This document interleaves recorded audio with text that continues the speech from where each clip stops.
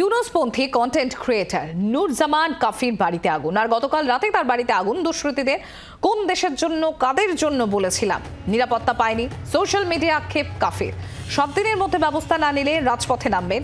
ইউনুস সরকারকেই হুঁশিয়ারি ইউনুসপন্থী। সম্প্রতি বঙ্গবন্ধু ধানমন্ডির বাড়িতে আগুন হামলার সময় ঘটনাস্থলে ছিলেন এই কাফির। আপনাদের সামনে দুটো ছবি আমরা তুলে ধরবো এই মুহূর্তে।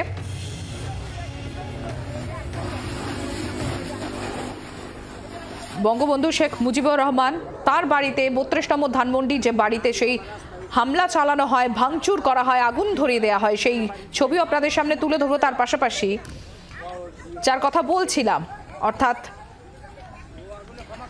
ইউনুসপন্থী কন্টেন্ট ক্রিয়েটর নুরজামান কাফির বাড়িতে আগুন। গতকাল রাতে তার বাড়িতে আগুন দুষ্কৃতীদের। দুটো ছবি একসঙ্গে তুলে ধরছি আপনাদের সামনে। সব্যসাচী আমাদের প্রতিনিধি রয়েছেন আমাদের সঙ্গে। সব্যসাচী, কি হলো বিষয়টা তাহলে? তিনি তো ইউনুসপন্থী। নুরুজ্জামান কাফি ইউনুসপন্থী এবং তিনি বাংলাদেশে জনপ্রিয়, কিন্তু আমাদের এখানেও কাফির নাম ছড়িয়েছে গত কয়েকদিন ধরে।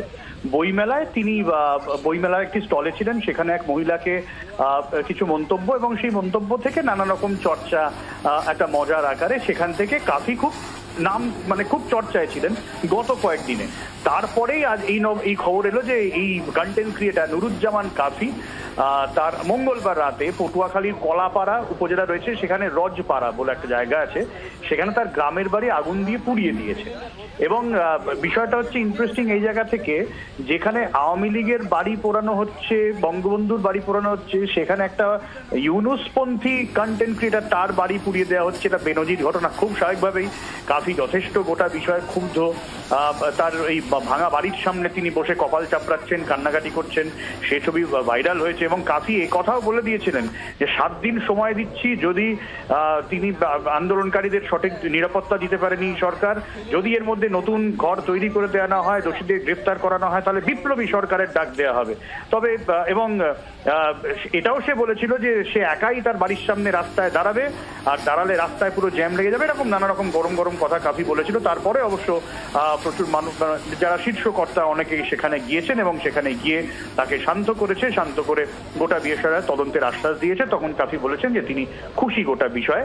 তবে বিষয়টা এটাই, এবং কাফি এটাও বলছেন যে ধানমন্ডি 32 নম্বরে বঙ্গবন্ধুর বাড়ি পোড়ানোর রেস ধরে এরকম একটা খুনের চক্রান্ত তার বিরুদ্ধে করা হচ্ছে। এটা কাফির ভাবা উচিত, তার মতন কন্টেন্ট ক্রিয়েটারদের, যে ঠিক একই রকম ভাবনা কিন্তু আওয়ামী লীগ এবং অসংখ্য নিরাপরাধ মানুষেরও ছিল।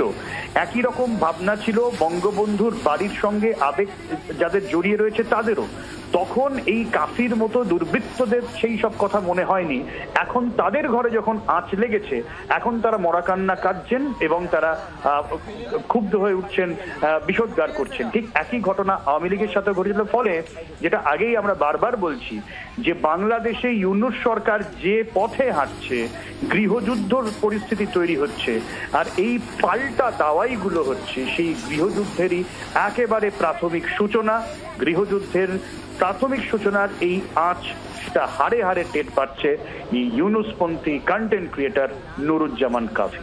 সম্প্রীতি। ধন্যবাদ সব্যসাচী।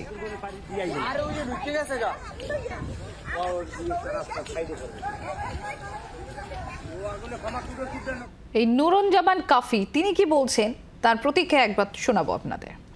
টাকার পর ভাইবে আদার মেসেঞ্জারে হোয়াটসঅ্যাপে ভিডিও দিছে, দেখি আমার বাড়ি ধাউ ধাউ করে জ্বলতেছে।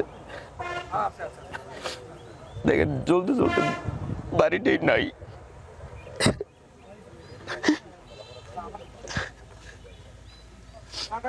বাড়ি না থাকার একমাত্র কারণ আমি দেশের মানুষের পক্ষে কথা বলেছি, বাংলাদেশের পক্ষে কথা বলেছি। শুধু বাড়ি পুরো দেওয়া হয়নি, আমার ফ্যামিলি মেম্বার সবাইকে মারার প্ল্যান ছিল।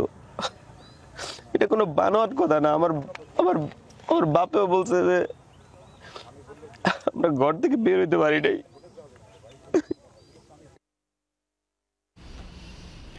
কে নুরুজ্জামান কাফি? দিন কয়েক আগে ঢাকায় 21-এর বই মেলায় তার ভিডিও ভাইরাল হয়।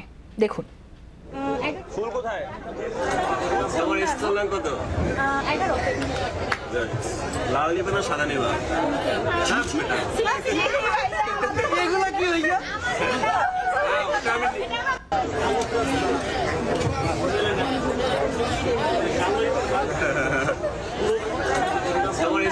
কত?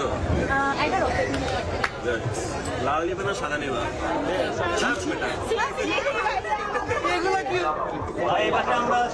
আছে, ফুল আরো আছে ভাইয়া।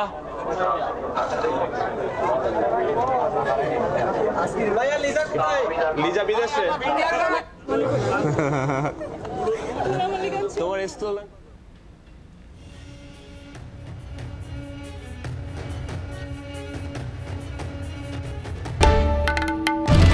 বাংলার আওয়াজ, বাঙালির আবেগ, জি 24 ঘন্টা।